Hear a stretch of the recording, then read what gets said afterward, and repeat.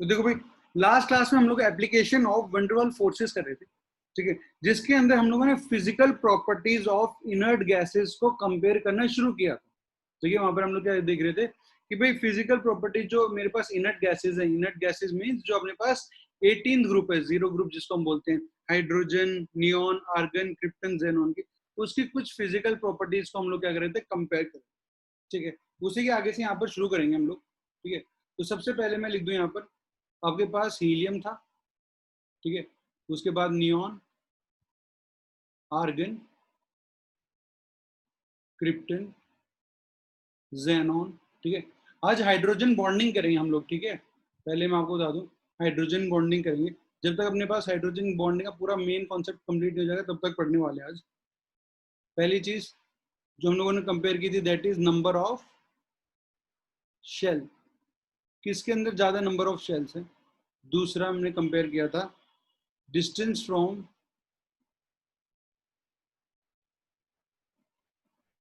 Nucleus, कि nucleus से outer most electron में कितना डिस्टेंस होगा। थर्ड हम लोग कंपेयर कर रहे थे अबाउट एटॉमिक रेडियस,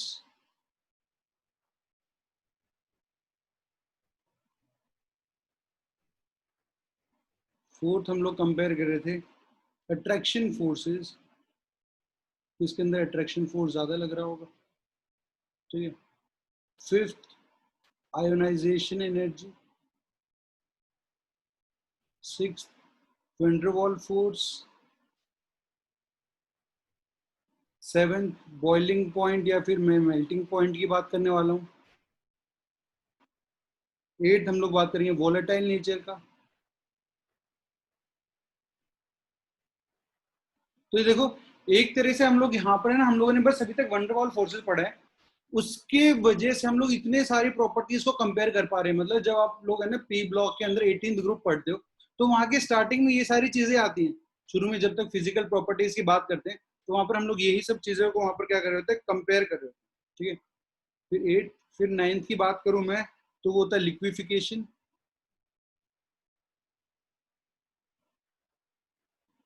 ठीक है, एंड 10th में बात करूंगा सॉल्युबिलिटी की, सॉल्युबिलिटी ऑफ और सॉल्युबिलिटी इन वाटर।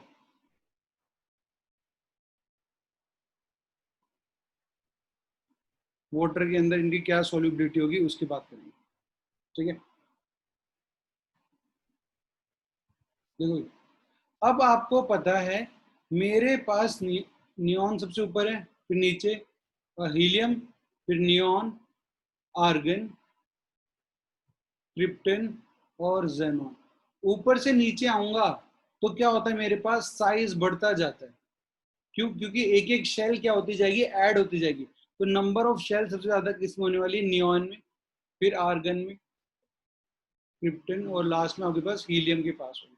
ठीक है, तो ये ऑर्डर आएगा मेरे पास किसका, नंबर ऑफ शेल्स का। उसके बाद आता है डिस्टेंस फ्रॉम न्यूक्लियस। देखो भाई, ये मेरा न्यूक्लियस है, अगर मैं बात करूं ये इसका एटॉमिक रेडियस है, मतलब सबसे बाहर वाले इलेक्ट्रॉन का जो डिस्टेंस होगा वो कितना होगा। मुझे पता है जितना ज्यादा बड़ा साइज होगा न्यूक्लियस से बाहर वाले इलेक्ट्रॉन की दूरी उतनी ही ज्यादा होगी। ठीक है ना, जितना बड़ा साइज है ये दूरी उतनी ज्यादा होगी। तो सेम यही ऑर्डर मेरे पास यहाँ पर भी आ जाएगा, in the distance from nucleus. Atomic radius का भी सेम यहाँ पर यही ऑर्डर आने वाला। अगला है अट्रैक्शन।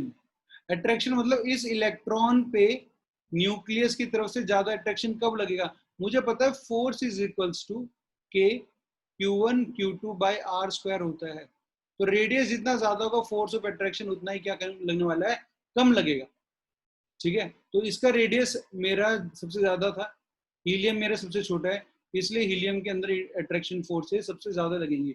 जितना छोटा रेडियस होगा इलेक्ट्रॉन न्यूक्लियस के उतने ही पास में होगा, और जितने पास में होगा उतनी ज्यादा वहां पर क्या होने वाली, मेरी अट्रैक्शन फोर्सेज होंगे। ठीक है, आयोनाइजेशन एनर्जी, मुझे पता है जब मैं लेफ्ट टू राइट मूव करता हूँ तो मेरी आयोनाइजेशन एनर्जी की वैल्यू बढ़ती जाती है और साइज मेरा कम होता जाता है। ऊपर से नीचे आते तो साइज बढ़ता है और आयोनाइजेशन एनर्जी मेरी क्या होती है, कम होते चली जाती है। ठीक है, तो हीलियम की सबसे ज्यादा होगी आयोनाइजेशन एनर्जी, फिर नियॉन की, आर्गन, क्रिप्टन और जेनन। ये मेरे पास आयनाइजेशन एनर्जी का क्या होगा, ऑर्डर होगा। वैसे मैं एक पल के लिए आपको बता दूं आयनाइजेशन एनर्जी क्या है। इस इलेक्ट्रॉन को बाहर निकालने के लिए मुझे कितनी एनर्जी देनी पड़ेगी, वो होती है आयोनाइजेशन एनर्जी। ठीक है, तो अगर देखो न्यूक्लियस ने इसको बहुत ज्यादा फोर्स ऑफ अट्रैक्शन से खींचा हुआ है, तो इस इलेक्ट्रॉन को बाहर निकालना बहुत मुश्किल हो जाएगा। इसीलिए जहां पर मेरे पास फोर्स ऑफ अट्रैक्शन ज्यादा है, उतनी ही ज्यादा मुझे एनर्जी देनी पड़ेगी, तभी ये इलेक्ट्रॉन मेरा बाहर निकल पाएगा। तो जितना ज्यादा मेरे पास फोर्स ऑफ अट्रैक्शन होगा, उतनी ही ज्यादा मेरे पास क्या होगी, आयोनाइजेशन एनर्जी। अब बात आती है वेंडरवॉल फोर्सेस की। वेंडरवॉल फोर्सेस बात करेंगे इंड्यूस चार्ज पे। इलेक्ट्रॉन मेरा न्यूक्लियस से जितना दूर रहेगा उतना ही मूव कर पाएगा, उतना ही मेरे पास पोलराइजेबल होगा और उतना ही वो वोलेटाइल होगा, ठीक है ना, मोबाइल होगा। तो इसलिए मैंने कल आपको बताया था साइज जितना ज्यादा होगा उतनी ज्यादा मेरे पास क्या होने वाले है, वेंडरवॉल फोर्सेस होने वाले। ठीक है, इसका मतलब क्या है वेंडरवॉल फोर्सेस का, एक हीलियम से दूसरे हीलियम के बीच में फोर्स ऑफ अट्रैक्शन। ठीक है, तो देखो इसी तरह से मैं देखो जेनॉन के अंदर बहुत ज्यादा है, मतलब एक एक्सी की बात करें, इसके दूसरे एक्सी के साथ फोर्स ऑफ अट्रैक्शन बहुत ज्यादा है, क्योंकि इनका साइज ज्यादा होगा उतना ही चार्ज मेरा क्या होगा, पोलराइज होगा। अब बात करते हैं melting point and boiling point. Melting point और बॉइलिंग पॉइंट का मतलब क्या हो गया कि भाई इसको मैं चाहता हूँ मेल्ट करना या बॉयल करना। ठीक है, मेल्ट करना या फिर बॉयल करना चाहता हूँ। अब देखो इसके अंदर फोर्स ऑफ अट्रैक्शन बहुत ज्यादा है, तो मुझे बहुत ज्यादा हीट देनी पड़ेगी, तभी ये बॉन्ड ब्रेक होगा दोनों के बीच में, और ये कन्वर्ट हो जाएगा किसके अंदर, गैस के अंदर। अगर लिक्विड है तो गैस के अंदर, सॉलिड है तो लिक्विड के अंदर। ठीक है, मेल्टिंग पॉइंट की बात करेंगे तो हम लोग सॉलिड से लिक्विड में आते हैं। बॉइलिंग पॉइंट की बात करेंगे तो बॉइलिंग पॉइंट क्या होता है, जब आप लिक्विड से गैसियस के अंदर जा रहे हैं, तो ये बॉन्ड को जितना ये स्ट्रॉन्ग बॉन्ड होगा आपको उतना ही ज्यादा एनर्जी देनी पड़ेगी, मतलब उतना ही ज्यादा टेम्परेचर देना पड़ेगा, तभी वो बॉन्ड टूटेगा। आप ज्यादा टेम्परेचर दे रहे हो तो इसका मतलब क्या होगा, बॉइलिंग पॉइंट और मेल्टिंग पॉइंट हाई होगा। तो जिसमें वंडरवॉल फोर्सेस ज्यादा हैं उसका boiling point and melting point भी क्या होगा, ज्यादा होगा। नेक्स्ट बात आती है वोलेटाइल नेचर की। किसकी, वोलेटाइल नेचर। वोलेटाइल नेचर का मतलब क्या है कि वो कितनी जल्दी से वोलेटाइल हो जाएगा, ठीक है ना, लिक्विड से कितनी जल्दी गैस के अंदर कन्वर्ट हो जाए, या फिर वो सॉलिड से गैस के अंदर कन्वर्ट हो जाए। तो भाई देखो अगर दो एटम्स के बीच में फोर्स ऑफ अट्रैक्शन कम होगी, जैसे इन दोनों के अंदर हीलियम हीलियम में फोर्स ऑफ अट्रैक्शन कम है एज कंपेयर टू एक्सी और एक्सी में, तो हीलियम मेरा जल्दी से गैसियस स्टेट में चला जाएगा, क्योंकि इसका बॉइलिंग पॉइंट भी क्या होने वाला है, कम होने वाला है। ठीक है, ये बात हमें समझ में आती है। तो मुझे एक बात पता है भाई, जिसका बॉइलिंग पॉइंट कम होगा वो जल्दी से गैस में कन्वर्ट हो जाएगा। ठीक है, तो उसका वोलेटाइल नेचर ज्यादा अच्छा होगा। इसी वजह से हीलियम का वोलेटाइल नेचर ज्यादा अच्छा होता है नियॉन से, नियॉन के बाद आर्गन, आर्गन से फिर मैं जेनॉन की तरफ जाऊँ। लिक्विफिकेशन की बात करूं, लिक्विफाई मतलब आप चाह रहे हो यहाँ पर उसको सॉलिड से लिक्विड में कन्वर्ट करने के लिए। ठीक है, या फिर हम लोग कह सकते हैं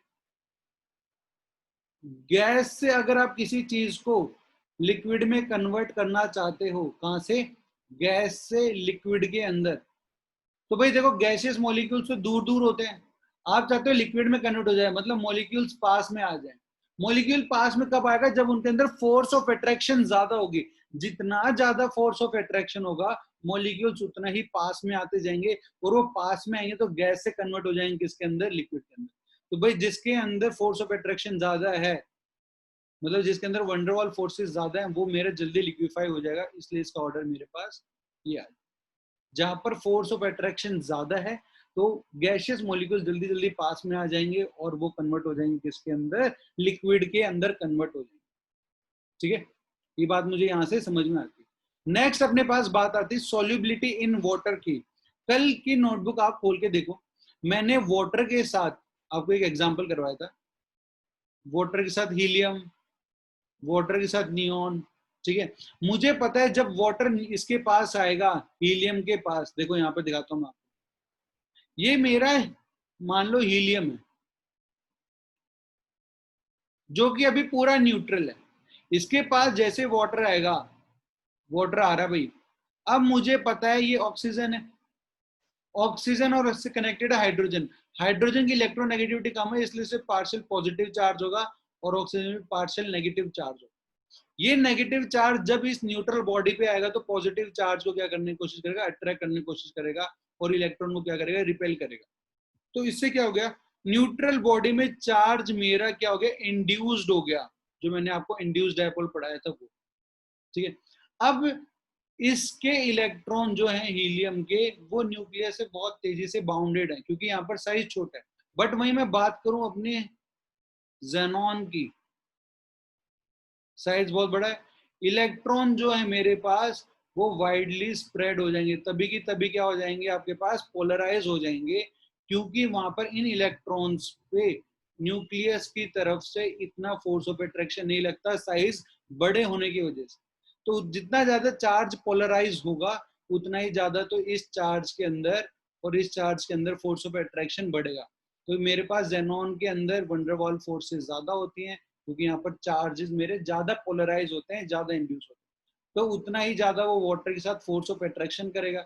जितना ज्यादा वाटर के साथ चीजें घुलेंगी मिलेंगी, ठीक है ना, वाटर के साथ जितना इंटरेक्शन होगा उतना ज्यादा ही वो वाटर के अंदर सॉल्युबल होगा। इस बात को आपको ध्यान रखना है। जो भी चीज मेरे पानी के साथ अट्रैक्शन फोर्सेस शो करेंगी, पानी को अट्रैक्ट करेगा, तो वो उसके अंदर क्या हो जाएगा, सॉल्युबल हो जाएगा। इसलिए जिसके अंदर वंडरवॉल फोर्सेस ज्यादा होंगी, सोल्यूबिलिटी की वैल्यू भी उसकी ही ज्यादा होने वाली है। ठीक है, ये चीज मैंने आपको यहाँ पर एक प्रॉपर्टी करा दी। अब इस चीज को अगर आपने घर पे रिवाइज कर लिया तो आपका एक यहाँ पर तो एक तो पहले तो भाई बोर्ड के एग्जाम के लिए बढ़िया हो गया, ठीक है ना, कि आपको ये प्रॉपर्टी सारी पता चल गई, आप लिख सकते हो उसके बारे में। वंडरवॉल फोर्सेस का एग्जाम्पल लिखते हुए आप उनको समझा सकते हो कि ऐसा क्यों हो रहा है कि इसका वोलेटाइल नेचर कम है, इसका वोलेटाइल नेचर मेरे पास ज्यादा है।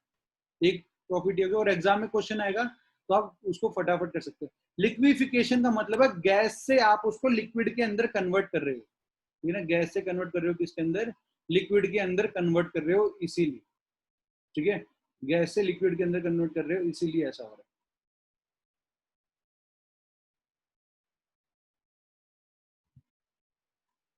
तो गैस से लिक्विड में कन्वर्ट करने के लिए जितना ज्यादा फोर्स ऑफ अट्रैक्शन होगा, गैसियस मॉलिक्यूल्स पास पास में आएंगे, और जितना पास में आएंगे वो लिक्विड के अंदर क्या होते जाएंगे, कन्वर्ट करते जाएंगे।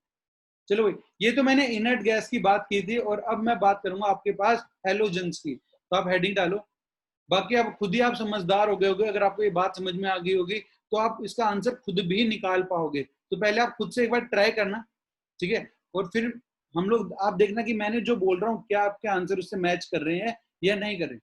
ये पूरा सेल्फ इवेल्युएशन है, आपको खुद पता होना चाहिए ये चीज मुझे समझ में आई है नहीं आई है। नहीं, जो भी बात समझ में आएगी हैंड रेज करना और मुझसे पूछना कि सर ये वाली बात मुझे समझ में आई, मुझे वापस से बता दो। चुपचाप मत बैठे रहना कि कुछ अगर बात ऐसी हो जो समझ में नहीं आई हो पर चुपचाप गुमसुम बैठे हुए, ठीक है। Physical state of halogen and their melting point and boiling point, ठीक है।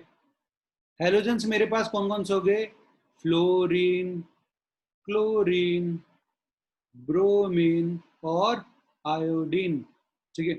सबसे पहले हम लोग यहाँ बात करेंगे इनकी साइज का, कि साइज किसकी बड़ी होगी किसकी छोटी होगी। फिर बात करेंगे वैन फोर्सेस की। फिर बात करेंगे डिस्टेंस बिटवीन मॉलिक्यूल्स की।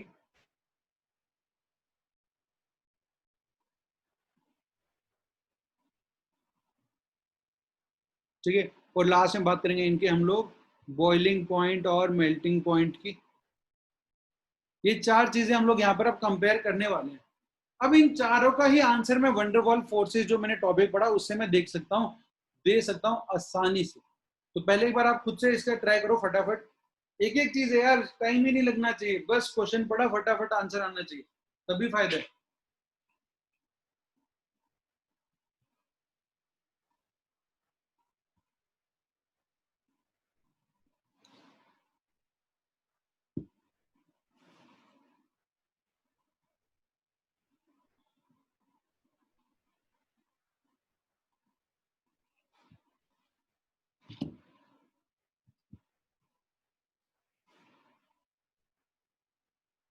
ठीक है, तो आपने कर लिया होगा, इतना टाइम तो बहुत होता है। देखो भाई, सबसे पहले साइज किसका बड़ा होगा मुझे पता है, ऊपर फ्लोरीन है, फिर क्लोरीन है, फिर ब्रोमीन है, और फिर मेरी आयोडीन है। ऊपर से नीचे आऊंगा तो साइज तो मेरा बढ़ेगा, इसलिए आयोडीन का साइज सबसे ज्यादा होगा, फिर ब्रोमीन का, फिर क्लोरीन का, और सबसे छोटा मेरे पास फ्लोरीन। ठीक है, साइज की बात कर लिया हम लोग। बिल्कुल सही आंसर है सागर आपका। ठीक है, उसके बाद वेंडरवॉल फोर्सेस मैंने आपको कल ही बताया, जितना बड़ा साइज होगा उतना ही चार्ज पोलराइज होगा, और जितना चार्ज मेरा पोलराइज होगा उतना ही फोर्स ऑफ अट्रैक्शन बढ़ेगा, फोर्स ऑफ अट्रैक्शन बढ़ेगा तो वेंडरवॉल फोर्सेस मेरी ज्यादा हो जाएगी। ये तो इसका ऑर्डर भी मेरे पास यही आने वाला है। फिर बात करते हैं डिस्टेंस बिटवीन मॉलिक्यूल्स। मॉलिक्यूल्स के बीच में डिस्टेंस किसके अंदर ज्यादा होगा, किसके अंदर कम होगा। अब आप बुद्धि वाले लोगों ये सोचो कि भाई अगर मैं बात करूं एक F2 और दूसरे F2 के बीच में, और एक I2 और दूसरे I2 मॉलिक्यूल के बीच की डिस्टेंस की बात कर रहा है, भाई यहाँ पर मेरे पास वेंडरवॉल फोर्सेस ज्यादा हैं, मतलब ये आयोडीन ज्यादा फोर्स से अट्रैक्ट कर रहा है दूसरे आयोडीन को। जब फोर्स ऑफ अट्रैक्शन दोनों में ज्यादा है तो डिस्टेंस क्या हो जाएगा, कम हो जाएगा। डिस्टेंस क्या हो जाएगा, कम हो जाएगा। और यहाँ पर तो क्या वेंडरवॉल फोर्सेस कम है, तो इन दोनों मॉलिक्यूल्स के बीच का डिस्टेंस मेरा क्या होगा, ज्यादा होगा। इसलिए यहाँ पर ऑर्डर आ जाएगा क्लोरीन का सबसे ज्यादा, फिर क्लोरीन, फिर ब्रोमीन, और फिर लास्ट में आपके पास आयोडीन होगी। इसी वजह से देखो डिस्टेंस बिटवीन मॉलिक्यूल्स कहां पर ज्यादा है, फ्लोरीन में ज्यादा है। मतलब एक फ्लोरीन मॉलिक्यूल दूसरे फ्लोरीन मॉलिक्यूल से काफी दूर होगा, क्योंकि उनके अंदर वीक वेंडरवॉल फोर्सेस प्रेजेंट होती है। ठीक है, तो अब खुद ही सोचो, अगर दो मॉलिक्यूल दूर दूर हैं तो वो कौन से स्टेट में होंगे, गैसियस स्टेट में होंगे। यहाँ पर भी मॉलिक्यूल्स दूर दूर होते हैं तो गैसियस में होते हैं, बट अब वो क्या होने लगे, पास में आ रहे हैं, क्योंकि वंडरवॉल फोर्सेस मेरी बढ़ती जा रही है। अब गैसेस से मॉलिक्यूल्स और पास में है ब्रोमीन में, तो वो कन्वर्ट हो गया किसके अंदर, लिक्विड के अंदर। और जब पास में आए तो आयोडीन में कन्वर्ट हो गया, जो कि मेरे पास सॉलिड स्टेट के अंदर प्रेजेंट होता है। बोलो ये बात समझ में आ गई। ठीक है, लास्ट है अपने पास melting point and boiling point. Melting point and boiling point में सीधी सी बात मुझे पता है, जितना ज्यादा मेरे पास वेंडरवॉल फोर्सेस होगा उतना अट्रैक्शन, उतनी एनर्जी देनी पड़ेगी उस बॉन्ड को तोड़ने के लिए। इसलिए मेरे पास ये ऑर्डर यहाँ पर आ जाएगा। ठीक है, ये मेरे पास ऑर्डर आ जाता है इनके अंदर, जब मैं हेलोजेंस की फिजिकल प्रॉपर्टीज को कंपेयर करता हूँ। देखो हम लोगों ने ना जब ये पढ़ा था अपने पास पी ब्लॉक, ठीक है, ग्रुप 17 हम लोगों ने पढ़ा क्लोरीन, फ्लोरीन, ब्रोमीन, आयोडीन के बारे में, वहां पर भी हम चीजें हम लोगों ने देखी। तो इसका फायदा क्या है, अब जो हम लोग 45 डेज पढ़ने वाले हैं ना इनऑर्गेनिक को, उसके अंदर आपकी 11th की और 12th की काफी ज्यादा इनऑर्गेनिक कंप्लीट हो जाएगी। ठीक है, 11th की भी और 12th की भी 45 डेज। इस बैच को मत छोड़ना, सही कह रहा हूँ मैं आपको। ठीक है, एकदम एडवांस वाली चीजें हम लोग पढ़ रहे हैं, तो उसके बाद आपको बोर्ड नीट वीट कुछ भी नहीं बचेगा। आपको सारी चीजें बढ़िया तरीके से समझ में आ जाएगी अगर आप एक भी लेक्चर मिस नहीं करोगे। अगर आप मिस कर देते हो फिर चीजें आपके पास थोड़ी डिफिकल्ट होती जाएंगी, क्योंकि आप उसको कवर अप नहीं कर पाओगे। तो डेली टाइम पे लेक्चर को अटेंड करो। नहीं कर पा रहे हो तो सबसे बेस्ट चीज है आपके पास रिकॉर्डिंग डेली आ जाती है, उसको आप बैठ के देखना, और डाउट आता है तो मुझसे पूछ लेना। ठीक है, बट छोड़ना मत उसको।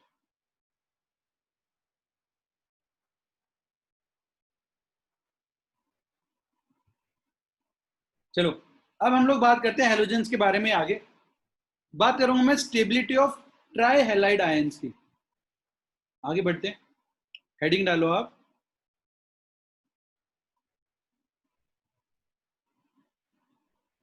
Stability of try halide ions. मतलब मेरे पास है F3- Cl3- Br3-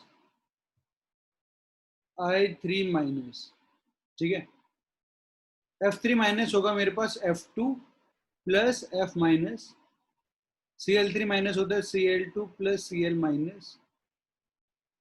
ये होता है मेरे पास Br2 प्लस Br-।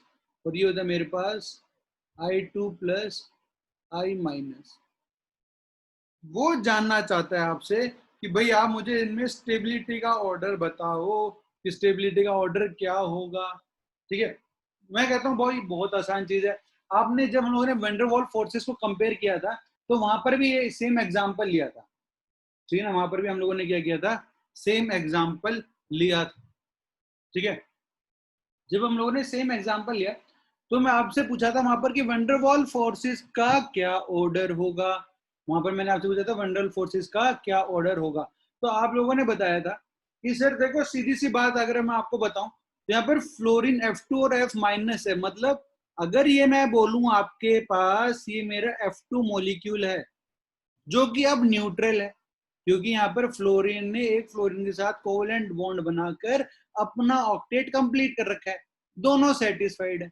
इसके बगल में आप F माइनस लेके आते हो, मतलब एक नेगेटिव चार्ज आप लेके आते हो, ठीक है। एक तरफ तो आप ये काम कर रहे हो, दूसरी तरफ देखो तो आयोडीन जिसका साइज मेरे पास इसके फ्लोरीन से बहुत बड़ा है, ठीक है, ये मेरा I2 है, इसके बगल में भी आप I माइनस चार्ज लेके आए।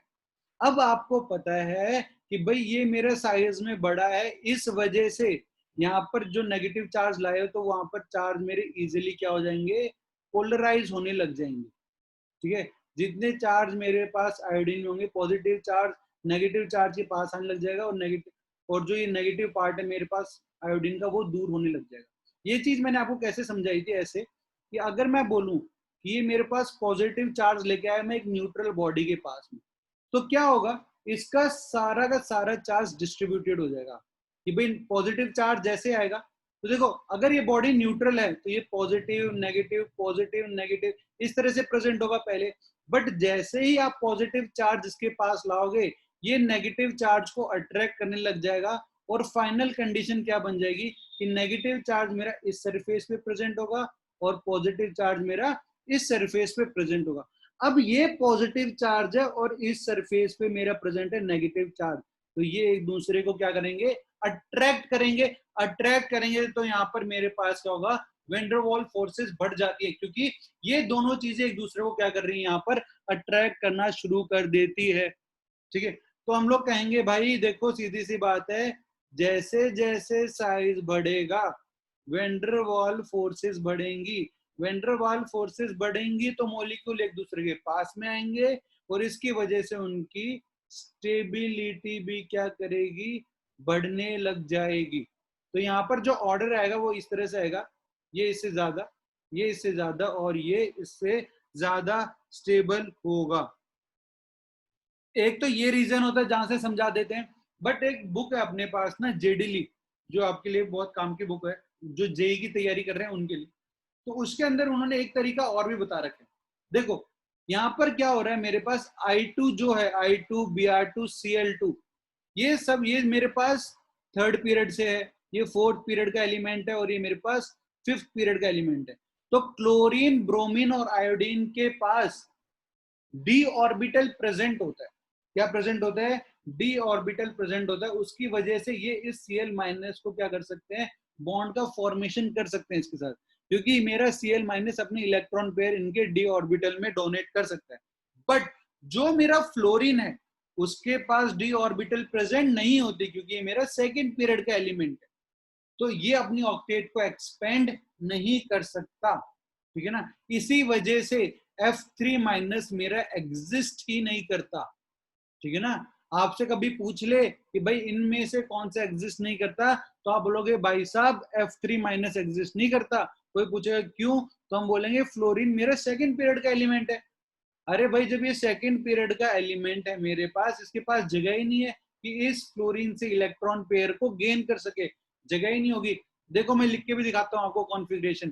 फ्लोरीन मेरे पास है जिसके एटॉमिक नंबर 9 है, कॉन्फ़िगरेशन होगी 1s2 2s2 2p5, आगे तो 3s आ जाता है, थर्ड शेल तो है नहीं है मेरे पास, सेकंड पीरियड का है, तो 2p तक ही बात बचती है।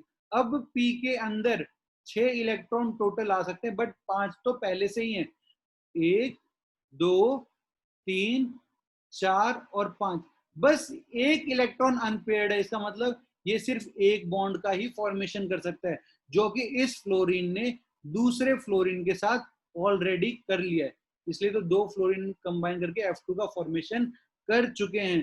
तो इस फ्लोरीन के इलेक्ट्रॉन गेन करने के लिए इसके पास जगह ही नहीं है, इसलिए मेरा एग्जिस्ट नहीं करता।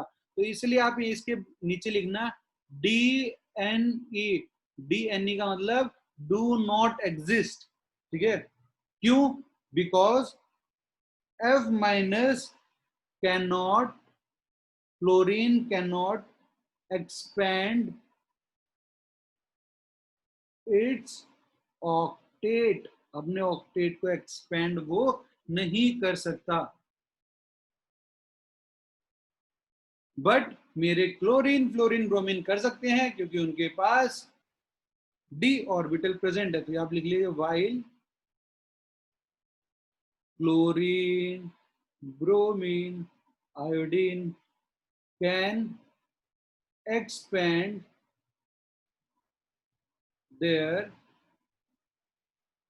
octet due to presence of d orbital। d orbital present होते हैं तो ये अपना ऑक्टेट को क्या कर सकते हैं, एक्सपेंड कर सकते हैं। तो देखो भाई यहाँ पर मेरे पास बात खत्म हो गई वैन डर वाल्स फोर्सेस की। अब अगला टॉपिक हमारा पास है बॉइलिंग पॉइंट। अब हम लोग बॉइलिंग पॉइंट के बारे में बात करेंगे और यहाँ पर कंपेयर करेंगे डिफरेंट डिफरेंट मॉलिक्यूल्स के बॉइलिंग पॉइंट को, कि उनका बॉइलिंग पॉइंट किस तरह से कंपेयर किया जाता है। तो आप हेडिंग डालिए बॉइलिंग पॉइंट।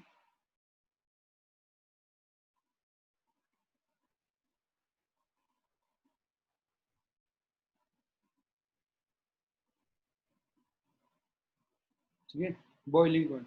तो एक चीज मुझे पता है, जो मैंने आपको लास्ट क्लास में बताई, भाई जितना ज्यादा बॉइलिंग पॉइंट होगा वो डायरेक्टली प्रोपोर्शनल होता है मेरे पास किसके, मोलिकुलर वेट के। जिसका मोलिकुलर मास ज्यादा होगा, ठीक है, ये मेरे पास क्या है, मोलिकुलर मास, मोलिकुलर मास बोलूं या फिर मोलिकुलर वेट बोलूं, एक ही बात है। This will be directly proportional to van der Waals forces. देखो भाई मैंने क्या बोला, मेरी बात ध्यान से सुनो, गलती करोगे नहीं तो। Boiling point is directly proportional to molecular mass. जितना ज्यादा मोलिकुलर मास होगा बॉइलिंग पॉइंट मेरा उतना ज्यादा होगा। पहली बात, पहले हम लोग दोनों मोलिक्यूल्स के क्या देखेंगे, मोलिकुलर मास को देखेंगे। अब हो सकता है दो मोलिक्यूल का मोलिकुलर मास सेम हो, ठीक है ना। जैसे अभी अभी हम लोगों ने देखा था, मैं बात करूं आपके पास लिख दू कार्बन डबल बॉन्ड कार्बन, यहाँ क्लोरीन, क्लोरीन, हाइड्रोजन, हाइड्रोजन। अब carbon double bond carbon, chlorine, chlorine, hydrogen, hydrogen. Formula देखोगे तो ये C2H2Cl2 है, ये भी मेरा C2H2Cl2 है। दोनों का फॉर्मूला सेम है तो मास भी सेम आएगा। बट ये मेरे पास सिस है क्योंकि दोनों क्लोरीन मेरी सेम साइड है, और ये मेरे पास ट्रांस है क्योंकि दोनों क्लोरीन मेरे पास अपोजिट साइड में। तो इनका बॉइलिंग पॉइंट तो अलग होगा, बट ऑल दो इनका मोलिकुलर मास सेम है। तो जिनका मोलिकुलर मास सेम होगा उसके लिए हम लोग क्या देखेंगे, वैन डर वाल्स फोर्सेस। किसके लिए, for almost same molecular mass. जिनका मोलिकुलर मास सेम होगा उसके लिए मैं किससे देखूंगा, वैन डर वाल्स फोर्सेस से कंपेयर करूंगा। ठीक है, तो आपको जो अभी मैं क्वेश्चन लिखूंगा उसके अंदर हम लोग क्या करेंगे, बॉइलिंग पॉइंट निकालेंगे सीधा मोलिकुलर मास से, और जिनके मोलिकुलर मास ऑलमोस्ट सेम आ रहे होंगे उसके लिए मैं क्या करूंगा, वैन डर वाल्स फोर्सेस से कंपेयर करूंगा। ठीक है, वहां पर क्या करूंगा, वैन डर वाल्स फोर्सेस से कंपेयर करूंगा। ठीक है, तो वही क्वेश्चंस जो हम लोगों ने पिछले क्लास में लिए थे उसके जैसे और कुछ नए क्वेश्चंस इसके अंदर मैं ऐड करूंगा। अब आपको इसके बारे में देखना है, तो क्वेश्चन लिखना शुरू करो और शुरू हो जाओ। फटाफट क्वेश्चन लिखते जाना और उनको कंपेयर करते जाना, कोई बड़ी बात नहीं होगी इसके अंदर आपके लिए। पहला question, fluorine, chlorine, bromine, iodine. दूसरा, helium, neon, argon, krypton, xenon। Third, CH4, SiH4, GeH4, SnH4। Fourth HCl, HBr, HI. Fifth PH3, ASH3, SBH3. Sixth H2S, H2SE, H2TE. Seventh NME3 और दूसरा NF3. ठीक है,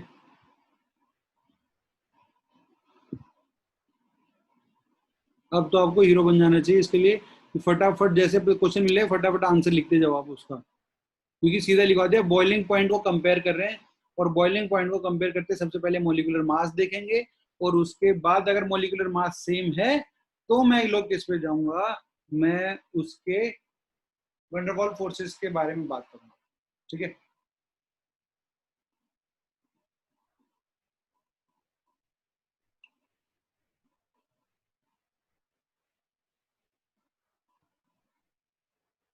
एट है मेरे पास BME3, BF3. Ninth है CO2, CS2. 10th है मेरे पास PF5, PCl5. 11th आपके पास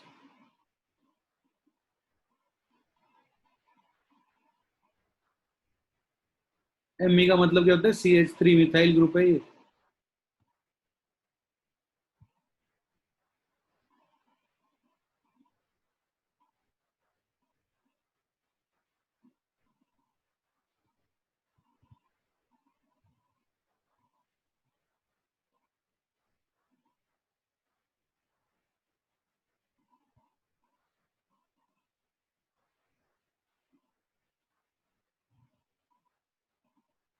क्लोरीन, क्लोरीन यहाँ पर लगा हुआ है मेरे पास.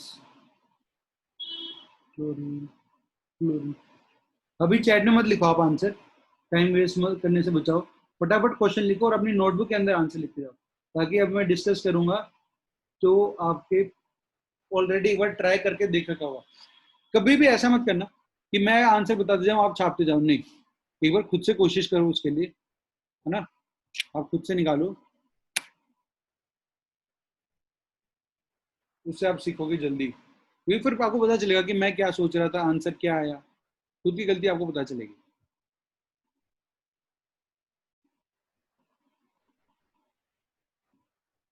ठीक है हितेशी, अभी तक जो आपने बताया पूरा ठीक है.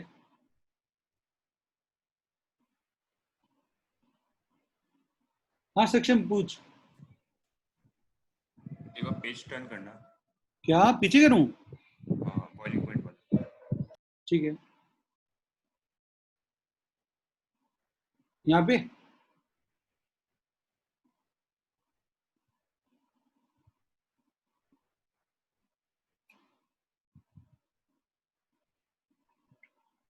हो गया.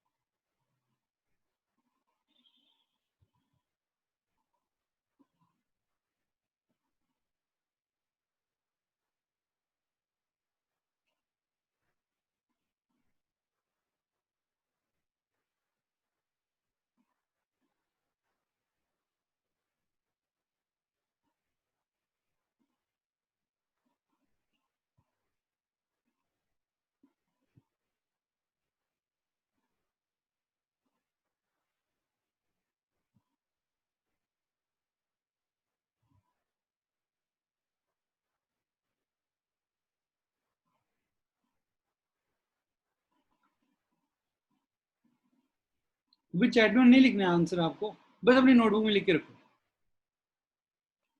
मैं डिस्कस करूंगा तब देखते जाना कि आपने यही किया है कि नहीं किया।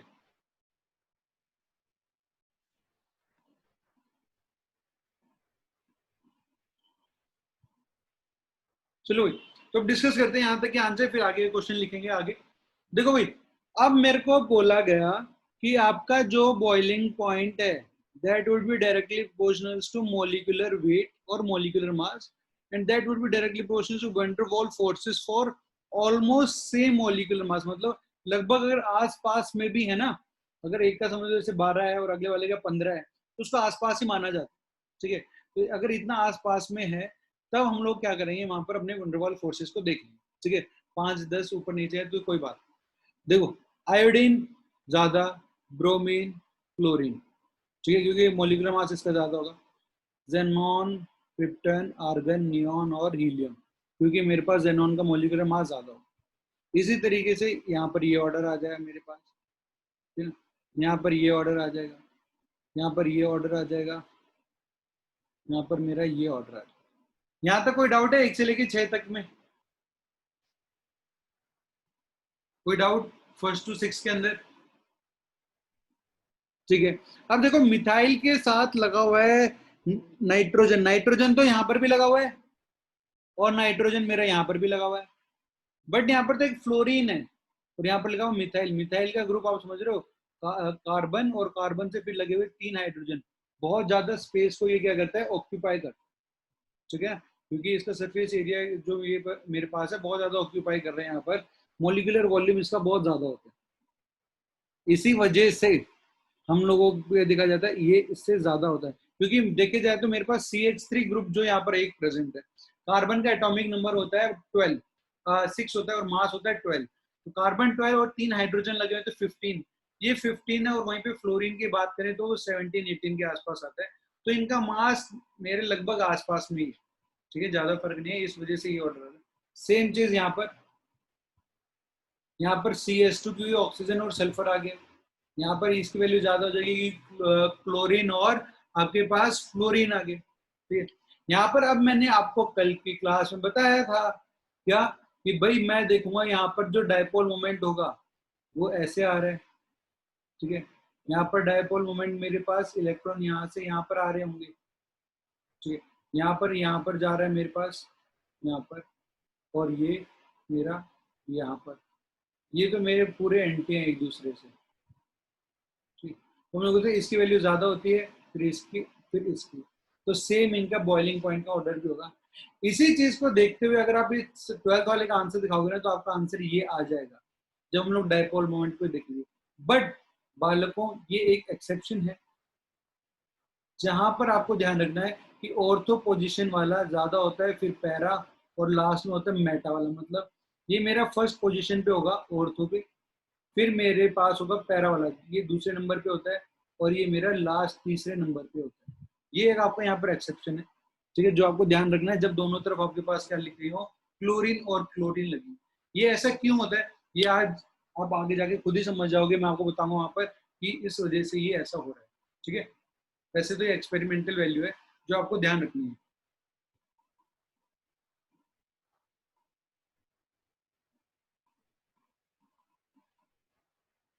ठीक है, आगे बढ़ते हैं और क्वेश्चन लिखते हैं। नहीं नहीं नहीं, ऐसा कभी नहीं करना सागर। सबसे पहली चीज अपने पास क्या है, आयुष, कल वाली नोटबुक उठा के देखो, वहां पर वंडरवॉल फोर्सेस के अंदर ही सेम क्वेश्चन मिलेगा जब हम लोगों ने कंपेयर किया था। ठीक है सागर, ये देखो, हमको क्या करना है, बॉइलिंग पॉइंट पहले आपका मॉलिक्यूलर मास के ऊपर आएगा। ठीक है, और अगर मॉलिक्यूलर मास सेम है तो आप वंडरवॉल फोर्सेस देखोगे, आप सीधा वंडरवॉल फोर्सेस नहीं देख सकते। ठीक है ना, ऐसा मत करना कभी भी, पहले आप मॉलिक्यूलर मास देखो, वहां से आपको आसानी से आंसर पता चल जाएगा, फिर आप वंडरवॉल फोर्सेस की तरफ जाओ, क्योंकि वंडरवॉल फोर्सेस मेरा बॉइलिंग पॉइंट से डायरेक्टली इनका कोई रिलेशन नहीं है।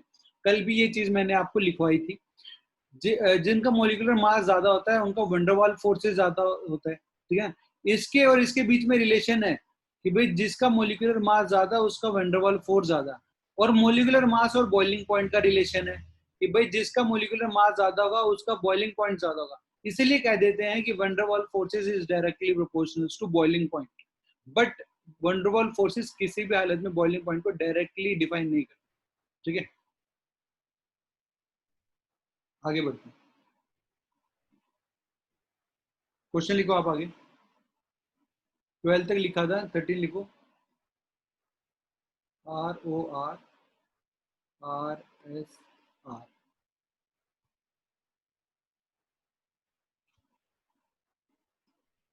14 CH3Cl, फिर यहाँ पर है CH3F 15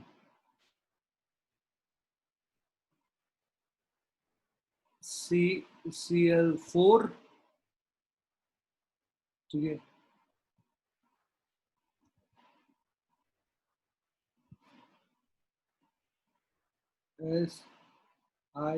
SiCl4 GeCl4 16 B2F4 B2Cl4 17 carbon double bond carbon chlorine chlorine hydrogen hydrogen, दूसरे का carbon double bond carbon chlorine chlorine hydrogen hydrogen 18 nitrogen double bond nitrogen fluorine fluorine, यहाँ पर लोन पेयर है और यहाँ पर भी एक लोन पेयर है, nitrogen double bond nitrogen fluorine fluorine lone pair lone pair.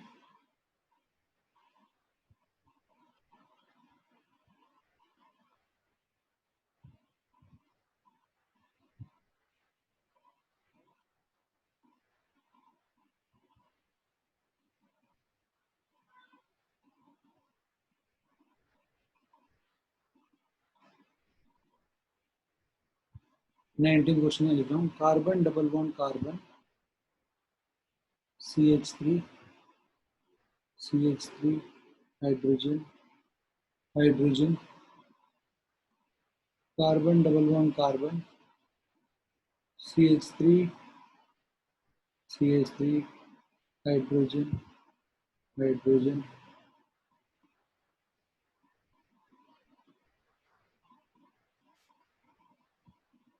BF3 BCl3 BR3 BI3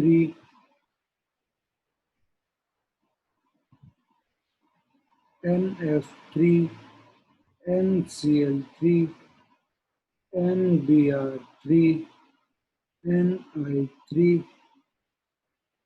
22 N-pentane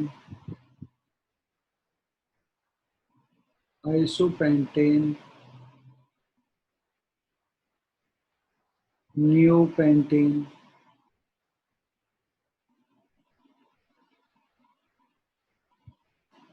23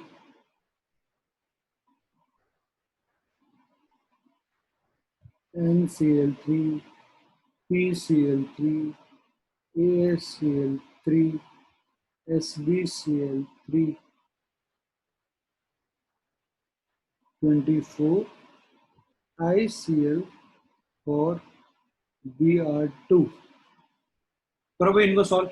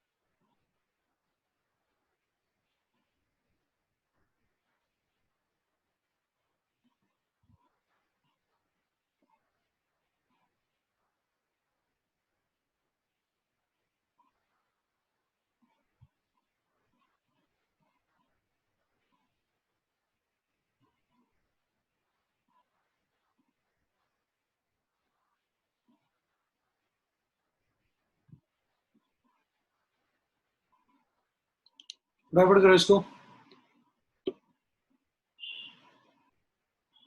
screen पे बाद में मस्ती करते रहना, अपने पहले काम कर लो।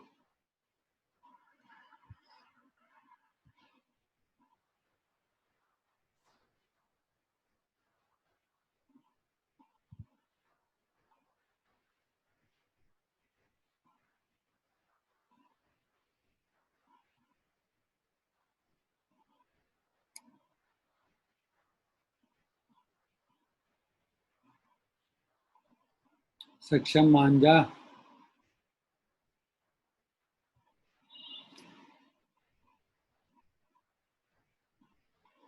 क्वेश्चन करो फटाफट भी।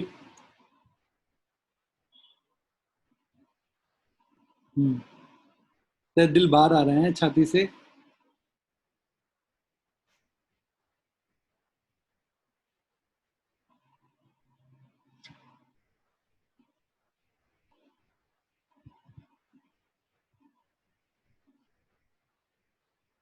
चलो भाई, अब इसका आंसर डिस्कस करते हैं। यहाँ पर देखो, आर एस आर इससे ज्यादा होगा, क्यों? क्योंकि सल्फर का मास मेरे ऑक्सीजन के मास से ज्यादा होगा, क्लोरीन का मास मेरा फ्लोरीन से ज्यादा होगा, इसलिए यहाँ पर ये ऑर्डर आ जाएगा। यहाँ पर ये ऑर्डर आ जाएगा क्योंकि मेरे पास जर्मीनियम का मास मेरे कार्बन से ज्यादा होगा, इसका मास इससे ज्यादा होगा, इसका डायपोल मोमेंट ज्यादा होगा क्योंकि इसके डायपोल मोमेंट का नेट रिजल्टेंट मेरे पास कुछ बीच में आने वाला है। बट यहाँ पर तो ये दोनों एक दूसरे के अपोजिट डायरेक्शन में, तो कैंसिल आउट हो जाए, ठीक है? तो इसका ज्यादा हो जाए, इसका ज्यादा होगा क्योंकि मेरे सिस का डायपोल मोमेंट ट्रांस से ज्यादा होता है, ठीक है? यहाँ पर भी सेम कहानी, इसका ज्यादा हो जाएगा, ठीक है? तो इसके आंसर हम लोगों ने यहाँ से फटाफट निकाल लिए।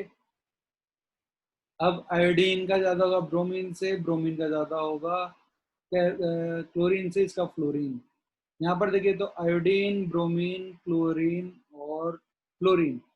अब मैंने आपको बताया था जितनी ज्यादा ब्रांचिंग होगी, ठीक है, जितनी ज्यादा ब्रांचिंग होगी सरफेस एरिया उतना ही कम होगा और उतना ही वैन डर वाल्स फोर्सेस मेरे कम हो जाएंगे, ठीक है ना? आइसोपेंटेन, नियोपेंटेन और नॉर्मल पेंटेन का मॉलिक्यूलर मास सेम होता है, इसलिए मैं यहाँ पर डायपोल में आपका ये देखूंगा वैन डर वाल्स फोर्सेस, और वहां पर मैं सबसे पहले देखूंगा ब्रांचिंग। कल मैंने आपको पॉइंट एक लिखवाया था, सेकंड पॉइंट, जहां पर मैंने बताया था कि ब्रांचिंग जहां हो रही होगी, जितनी ज्यादा ब्रांचिंग होगी सरफेस एरिया उतना कम हो जाएगा, उतना ही कम मेरा चार्ज पोलराइज हो पाएगा और उतना ही कम इंड्यूस चार्ज होगा और वैन डर वाल्स फोर्सेस उतने ही कम हो जाएंगे। इसीलिए मेरे इसका इससे ज्यादा, इसका इससे ज्यादा होगा, ठीक है? यहाँ पर देखें तो इसका मास ज्यादा होगा, फिर ये यहाँ पर देखेंगे तो ये इससे ज्यादा होगा, ठीक है ना? क्योंकि आयोडीन का मास तो देखें तो ब्रोमीन से ज्यादा है, क्लोरीन का कम है, तो ऑन एवरेज लगभग दोनों के मास एक दूसरे के बराबर ही होंगे। बट मेरे पास Br2 कैसा है? नॉन पोलर है, ठीक है ना? क्योंकि यहाँ पर ब्रोमीन का बॉन्ड ब्रोमीन से ही बना हुआ है। बट यहाँ पर ये मेरे पास क्या है? इसका mu is not equals to 0, this is polar. इस वजह से इसके अंदर डायपोल मोमेंट एग्जिस्ट करेगा, और डायपोल एग्जिस्ट करेगा तो वैन डर वाल्स फोर्सेस यहाँ पर मेरे पास अच्छी खासी होंगी। चलो आगे बढ़ते हैं और क्वेश्चन करते हैं। ये टॉपिक ऐसा हो जाना चाहिए आपको, फिर बोले ना मेल्टिंग पॉइंट, बॉइलिंग पॉइंट, इससे फिर घबराना नहीं है, ठीक है? सीधी सी बात ही है, इसलिए मैं इतने क्वेश्चन करा रहा हूँ आपको, और आपको पता है पेपर के अंदर क्वेश्चन आते हैं। 25th क्वेश्चन देखो, SiF4, SiCl4, SiBr4, SiI4, 26th ASMe3, SbMe3, BiMe3, 27th CHCl3 और CCl4, ठीक है?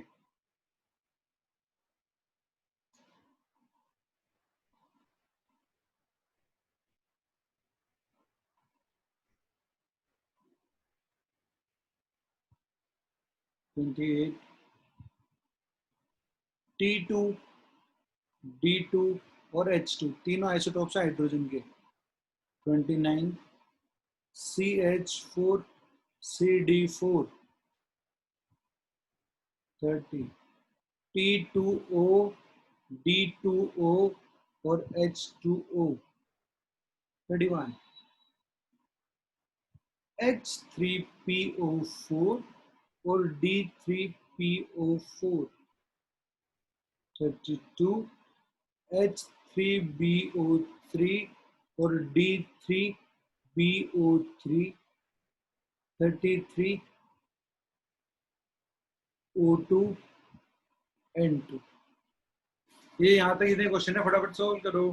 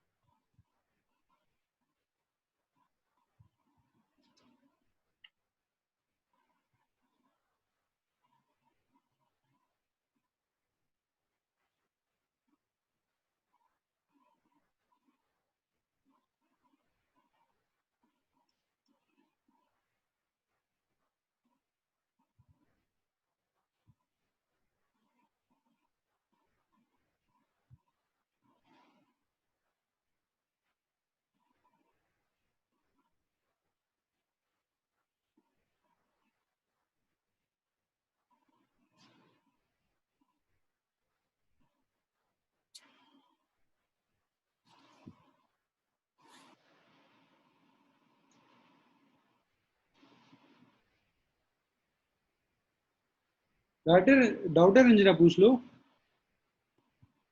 इसलिए हटा दिया ताकि तो मस्ती ना करे। सक्षम डी इज ड्यूटेरियम है ना, हाइड्रोजन के साथ जो उसके आइसोटॉप्स हैं ड्यूटेरियम और ट्रिटेरियम, वो है टी।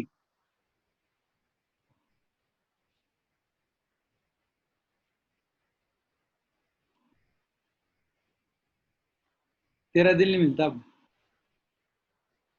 तेरा दिल तो गया भाई।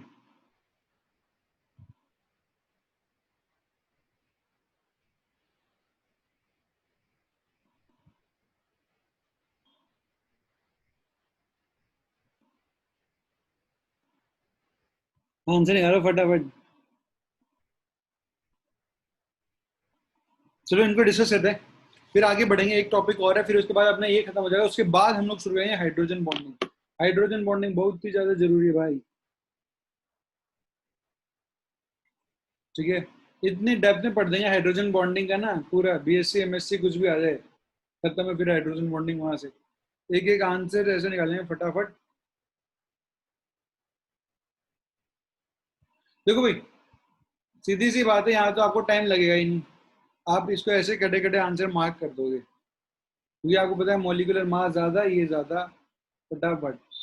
अब यहाँ पर आप आओगे तो ध्यान से सुनो भाई, क्वेश्चन नंबर 27 के अंदर जब हम लोगों ने इस पे वंडरवॉल फोर्सेस देखा था, तब मैंने बोला था भाई कार्बन जो है मेरे पास इस तरह से एग्जिस्ट करता है, ये क्लोरीन क्लोरीन क्लोरीन क्लोरीन ने सारे सराउंडिंग एटम सेम है, इसकी वजह से इसका डायपोल मोमेंट कितना हो रहा था, 0। और ये मेरे पास कैसा हो जाता है, नॉन पोलर हो जाता है। तो वेंडरवॉल फोर्सेस का जब हम लोगों ने इसमें ऑर्डर देखा था वेंडरवॉल फोर्सेस के लिए, तो CH3 का ज्यादा था CCl4 से, बट इसका मास ज्यादा है, इसलिए इसका बॉइलिंग पॉइंट का ये ऑर्डर होगा, इसके बॉइलिंग पॉइंट का मेरे पास ये ऑर्डर होगा, ठीक है। तो देखो, इसलिए मैंने कहा था सागर कि आप कभी भी डायरेक्टली प्रोपोर्शनल मत देखना, है ना। पहले हम लोग क्या देखेंगे, मोलिकुलर मास को देखेंगे, मोलिकुलर मास ज्यादा होगा तो ही मैं उसका वेंडरवॉल फोर्सेस पे जाऊंगा। पहले मोलिकुलर मास सेम होगा तो ही मैं वेंडरवॉल फोर्सेस के बारे में कंपेयर करूंगा, ठीक है। अभी मुझे पता है TDH क्या होता है, हाइड्रोजन एटॉमिक नंबर 1 मास 1, एटॉमिक नंबर 1 मास 2, एटॉमिक नंबर 1 मास 3। इसका मास ज्यादा है इसलिए ये होगा, इसका मास ज्यादा ये इसलिए होगा, इसका मास ज्यादा इसलिए होगा, इसका मास ज्यादा इसलिए होगा। इसका मास ज्यादा इसलिए, इसका मास ज्यादा इसलिए। ठीक है, ये तो मैंने आपको 33 केसेस यहाँ करा दी जो कि नॉर्मल ट्रेंड में चलते हैं, यहाँ कोई दिक्कत नहीं आती। बट अब दिक्कत आएगी जहां पर मेरे एक्सेप्शन भी आते हैं। इनऑर्गेनिक के अंदर थोड़े बहुत एक्सेप्शन ध्यान में रखने पड़ते हैं, तो इसलिए क्या होता है इनऑर्गेनिक यहीं पे डिफिकल्ट हो जाती है। लोग अगर एक्सेप्शन याद रख लोगे तो आपको एक एक चीज इतनी अच्छे से याद रहेगी, आप कभी बोलोगे। ठीक है, नोट्स कैसे बनाना है, ये आपने पहले सीधा सा लिख लिया कि भाई जब भी मैं देखूंगा boiling point will be directly proportional to molecular mass weight and this will be directly proportional to van der Waals force. But आपके जो शॉर्ट नोट्स होंगे उसके अंदर इतना ही लिखना, क्योंकि उसके बेसिस पे यहाँ 33 तक तो क्वेश्चन सोल्व हो जाएंगे। उसके बाद आप लिखोगे एक्सेप्शन।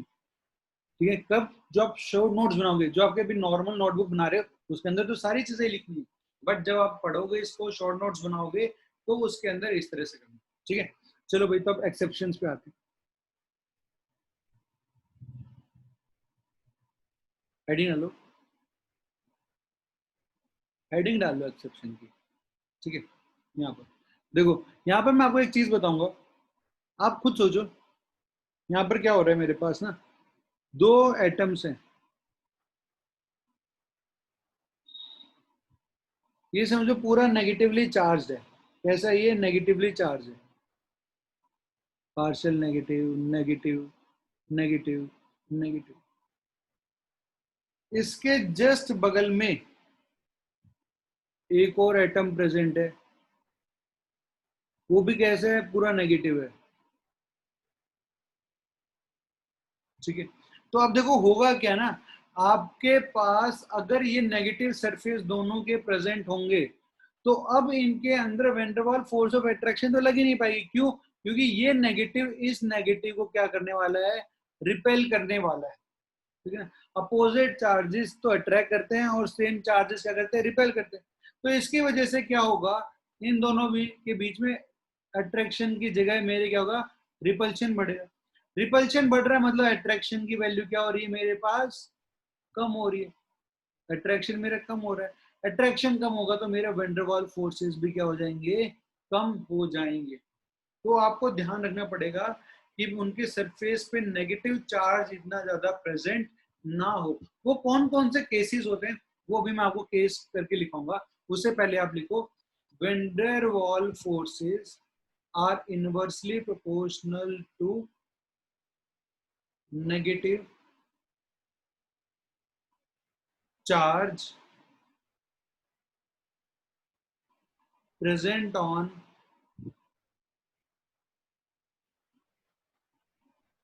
surface of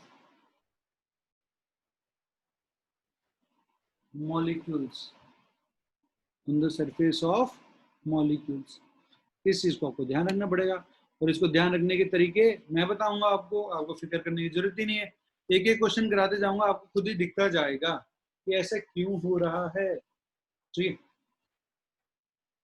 चलो भाई, पहला केस एक्सेप्शन का। एक्सेप्शन के केस हैं ये, पहले बता रहा हूं। पहला केस आता है मेरे पास F2 और O2 के बीच में। अब मुझे पता है ऑक्सीजन का है तो एटॉमिक नंबर मेरा 8 है, ऑक्सीजन का एटॉमिक नंबर 8 है तो इसका मास 16 होगा, और O2 का मास 32 हो जाएगा। बट उसके बगल में प्रेजेंट है फ्लोरीन, फ्लोरीन का एटॉमिक नंबर 9, मास मेरा 18, तो वो 36 हो जाएगा। अब मेरा फ्लोरीन का मास ऑक्सीजन से ज्यादा है, तो अगर नॉर्मली आप बनाते तो आप इसको ये वाला ऑर्डर दे देते, बट ये ऑर्डर आपका गलत हो जाता है। क्यों होता है गलत, वो सोचो। फ्लोरीन जो प्रेजेंट है उसका एटॉमिक नंबर 9 है, तो कॉन्फ़िगरेशन होती है 2,7। तो 1 2 3 4 5 6 और एक 7, इस फ्लोरीन को एक और फ्लोरीन से कंबाइन करती है 1 2 3 4 5 6 और ये इसका 7। इस तरह से मेरा एक फ्लोरीन मॉलिक्यूल का यहाँ पर प्रिपरेशन हो गया। अगर जस्ट समझो एक और फ्लोरीन मॉलिक्यूल इसके बगल में आता है, ऐसे फ्लोरीन, उसने भी फ्लोरीन के साथ बॉन्ड बनागा, 1 2 3 4 5 6 7, 1 2 3 4 5 6 और ये 7। ये देखो कितने इलेक्ट्रॉन होंगे, ये इसका पूरा सरफेस मेरा इलेक्ट्रॉन से कवर्ड है जो कि नेगेटिव चार्ज होगा। इसका ये वाला सरफेस भी कैसा है, मेरा पूरा नेगेटिव है, इलेक्ट्रॉन से भरा हुआ है, नेगेटिव। ये एक दूसरे को क्या करेंगे, रिपेल करने लग जाएंगे। रिपेल करेंगे तो अट्रैक्शन कम हो जाएगी, अट्रैक्शन कम होगी तो वैन डेर वाल्स फोर्सेस भी इसके क्या हो जाएंगे, कम हो जाएंगे। इसलिए इसका जो करेक्ट ऑर्डर आता है वो मेरे पास होता है कि ऑक्सीजन ज्यादा हो, ऑक्सीजन का O2 का वैन डेर वाल्स फोर्सेस की बात करें तो मेरे पास एफ ऑक्सीजन का ज्यादा होगा फ्लोरीन का कम है, ठीक है। बॉइलिंग पॉइंट का भी यही ऑर्डर होगा। ये सारे ऑर्डर मेरे किसके पास है, बॉइलिंग पॉइंट के ऑर्डर के लिए, ठीक है। तो ध्यान रखना, इसका बॉइलिंग पॉइंट का ऑर्डर निकालोगे तो भी यही आएगा। पहला केस तो ये हो गया। चलो अब दूसरे केस के बारे में बात करते हैं।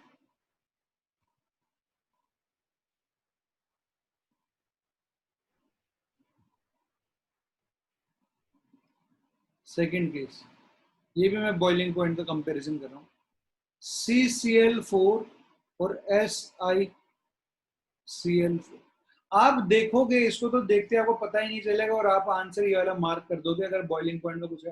बोलोगे भाई सिलिकॉन का मास कार्बन से ज्यादा है तो भाई इसका ये ऑर्डर, इसका बॉइलिंग पॉइंट का देगा, और ऐसे करते आपका आंसर गलत हो जाएगा।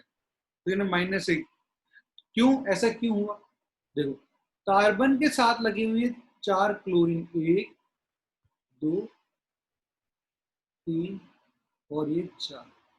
इसी तरीके से सिलिकॉन के साथ भी लगी हुई है मेरी 4 क्लोरीन, 1 2 3 और 1 4।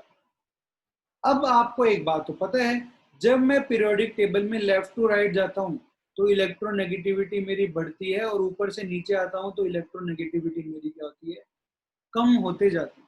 तो कार्बन मेरा ज्यादा इलेक्ट्रोनेगेटिव होगा एज कम्पेयर टू सिलिकॉन, क्योंकि ऊपर कार्बन आता है और नीचे मेरा सिलिकॉन आता है। कार्बन की इलेक्ट्रोनेगेटिविटी की बात करें तो होता है 2.1 और वहीं पे सिलिकॉन की बात करें तो ये होती है 1.8 के आसपास। क्लोरीन का तो मेरा 2.9 होता है, वो तो सेम ही। तो आप खुद सोचो इस बॉन्ड के अंदर जो इलेक्ट्रोनेगेटिविटी डिफरेंस है वो कितना होगा, 2.9 माइनस 2.5, 0.4 के आसपास। इतना चार्ज यहाँ पर मेरे पास क्रिएट हो पा रहा हो। यहाँ पर देखेंगे तो 1.8 और 2.9 माइनस करोगे दोनों को तो इस बॉन्ड के ऊपर जो चार्ज अब मेरे पास डेवलप होने वाला है which will be developed by the difference in electronegativity of 1.1। कितना, 1.1। आप सोचो यहाँ पर चार्ज सेपरेशन 0.4 से हो रहा है बस और यहाँ पर 1.1 से हो रहा है, तो इसकी वजह से क्या होगा, यहाँ पर जो ओवरऑल चार्ज डेवलप होगा, क्लोरीन मेरे ज्यादा इलेक्ट्रोनेगेटिव हो रहा है किससे, सिलिकॉन से बहुत ज्यादा। तो सिलिकॉन के इलेक्ट्रॉन को बहुत ज्यादा खींचेगा तो यहाँ पर जो चार्ज आएगा वो पार्शियल नेगेटिव ज्यादा चार्ज डेवलप होगा एज कंपेयर टू यहाँ पर जो मेरा चार्ज डेवलप होगा। यहाँ पर थोड़ा सा ही चार्ज डेवलप होगा बट यहाँ पर बहुत ज्यादा चार्ज डेवलप होगा। इसकी वजह से क्या होगा, इसके बगल में अगर एक और ऐसा ही Cl4 प्रेजेंट है उसके ऊपर भी ऐसा ही सेम केस होगा, उसपे भी बहुत ज्यादा नेगेटिव चार्ज होगा। ये एक दूसरे को क्या करेंगे, रिपेल करेंगे। रिपेल करेंगे तो अट्रैक्शन कम हो जाएगा और वैन डेर वाल्स फोर्सेस भी क्या होने वाली है, कम हो जाएंगे, ठीक है। इसलिए यहाँ पर ये मेरा ऑर्डर क्या आ जाता है, ये वाला ऑर्डर,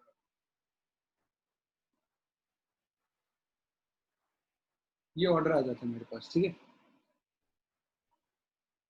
ये आपको ध्यान रखने हैं, ये 3-4 केस हैं जो मैं आपको बता रहा हूँ। ये केस आपको एज इट इज घोट लेने हैं, ठीक है ना, ज्यादा समझदारी नहीं दिखानी है इसके अंदर आपको कि आप वहां पर ही दिमाग लगाओगे, आपके दिमाग में आएगा ही नहीं है। तो ये आपको ध्यान रहने, बॉइलिंग पॉइंट बोला तो पहले तो नॉर्मल केसेस और उसके बाद ये जो 4-5 मिनट सेक्शन आपको कराऊंगा ये आपके एकदम जहन में और नीचे रग रग के अंदर, ठीक है। पूछेगा रीजन तो हम लोग बोल देंगे भाई रिपल्शन बढ़ेगा, अट्रैक्शन कम हो जाएगा। अट्रैक्शन कम होगा तो वैन डेर वाल्स फोर्सेस कम हो जाएंगी, आपका बॉइलिंग पॉइंट कम हो जाएगा, ठीक है। अट्रैक्शन कम हो रहा है तो वैन डेर वाल्स फोर्सेस भी कम हो जाएंगे और आपके पास इनका बॉइलिंग पॉइंट भी क्या हो जाएगा, कम हो जाएगा, ठीक है। 2 केस, तीसरे केस पे चलते हैं। एक्सेप्शन का तीसरा केस है मेरे पास,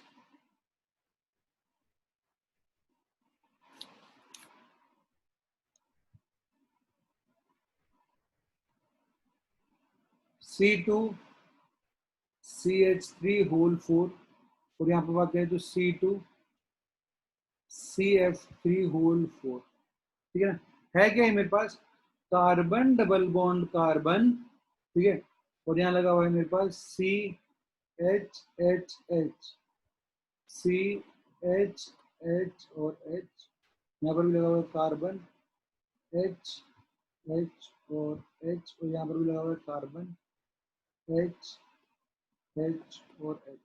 यहाँ बात करें तो carbon double bond carbon, carbon से लगी हुई है फ्लोरीन फ्लोरीन और फ्लोरीन, कार्बन से लगी हुई है फ्लोरीन फ्लोरीन और फ्लोरीन, कार्बन से लगी फ्लोरीन फ्लोरीन और फ्लोरीन, ये कार्बन से फिर से लगी हुई फ्लोरीन फ्लोरीन और फ्लोरीन, ठीक है। ये यहाँ पर मेरे पास शो हो रहा है। अब देखो यहाँ पर एक चीज क्या है, अगर हम लोग इन दोनों मॉलिक्यूल्स का जनरल फॉर्मूला देखें, क्या देखें, दोनों का जनरल फॉर्मूला अगर हम लोग यहाँ पर देखें, ठीक है, बस ठीक है, तो यहाँ पर क्या हो रहा है मेरे पास, इनका जो जनरल फॉर्मूला बन रहा है वो होता है C2H2N+2, इसका C2F2N+2, ठीक है।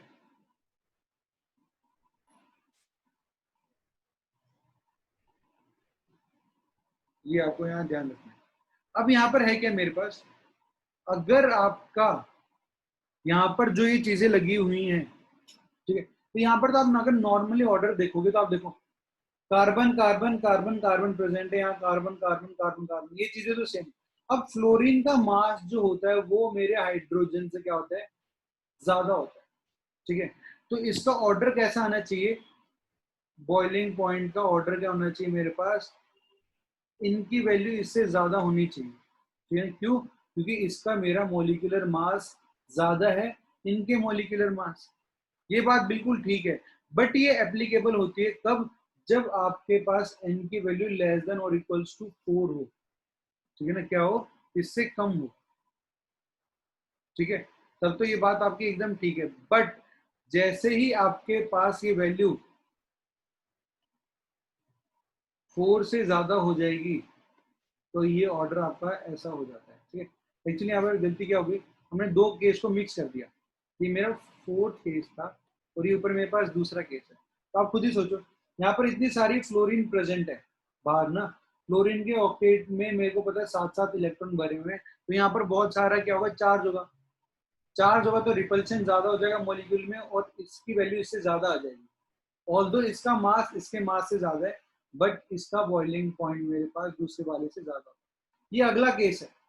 इस केस के अंदर क्या है, ये आपका एल्केन है, ठीक है, बट कार्बन के साथ हाइड्रोजन लगे हुए हैं, ये भी एल्केन का जनरल फॉर्मूला है CnH2n वाला, ठीक है, ये यहाँ पर Cn आ जाएगा, ये भी मेरे पास CnF2n वाला, ठीक है। तो आपके पास एल्केन का जनरल फॉर्मूला है, बट उन्होंने क्या किया, हाइड्रोजन की जगह आपके फ्लोरीन लगा दिया। तो अगर आपके नंबर ऑफ कार्बन 4 से या 4 से छोटे हैं तब तो फ्लोरीन इससे डोमिनेटिंग करेगा क्योंकि इसका मोलिकुलर मास ज्यादा होगा। बट अगर नंबर ऑफ कार्बन 4 से ज्यादा हुए तब मेरे पास ये ऑर्डर हो जाएगा, क्यों, क्योंकि इसके अंदर अब रिपल्शन ज्यादा होगा, ठीक है। तो देखो थर्ड केस और फोर्थ केस दोनों अलग है। थर्ड केस के अंदर तो क्या था, आपके पास वैसे देखते तो फ्लोरीन का मास मेरे हाइड्रोजन से ज्यादा होता है ना, फ्लोरीन का मास मेरे हाइड्रोजन से ज्यादा होता है, तो मेरा बी ए से ज्यादा होना चाहिए। बट वहां पर रिपल्शन ज्यादा होने की वजह से मेरा ए ऑप्शन बी ऑप्शन से ज्यादा हो जाएगा। एक्सेप्शन है, आपको ध्यान रखना। फोर्थ क्वेश्चन मेरा क्या कहता है, फोर्थ पार्ट के अंदर एल्केन का जनरल फॉर्मूला लिखा है मैंने CnH2n+2 और उधर लिखा है CnF2n+2, H की जगह बस फ्लोरीन लगा दिया। अब फ्लोरीन का मास हाइड्रोजन से तो ज्यादा होता है, बट अगर नंबर ऑफ कार्बन मेरे 4 या 4 से कम है तब तो ये ऑर्डर आपका ठीक चलेगा जो नॉर्मल चलता है। बट जैसे ही आप 4 से ज्यादा जाओगे रिपल्शन की वैल्यूज बढ़ जाएंगी और रिपल्शन की वैल्यूज बढ़ते ही आपके पास ये इससे ज्यादा हो जाएगा, ठीक है ना, ये चीज को ध्यान रखना है। फिर फोर्थ कंप्लीट हो गया, फिफ्थ वाला एक्सेप्शन XeF2 XeF4 XeF6, ठीक है। स्ट्रक्चर बनाऊं तो मैं HC के साथ फ्लोरीन लगा हुआ है, fluorine, lone pair, lone pair, lone pair. यहाँ पर देखो तो HC, fluorine, fluorine, fluorine, fluorine, lone pair, और यहाँ पर भी लोन पेयर। इसके बाद होता है HC, F, F, F, F, F और F। ठीक। अब यहाँ पर क्या हुआ, वैसे आप देखोगे तो यहाँ पर नंबर ऑफ फ्लोरीन ज्यादा है, तो इसका ऑर्डर मेरे पास ऐसा आ जाना चाहिए।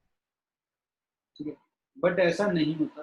क्यों? क्योंकि यहाँ पर जितनी ज्यादा फ्लोरीन प्रेजेंट है उतना ही ज्यादा मेरे पास क्या होगा, नेगेटिव चार्ज बाहर क्रिएट होता जाएगा, दूसरे मॉलिक्यूल को उतना ज्यादा रिपेल करेगा। इस वजह से इसका आंसर आता है HCF2 ज्यादा होता है HCF4 से, और ये ग्रेटर देन होता है इससे HCF6 से।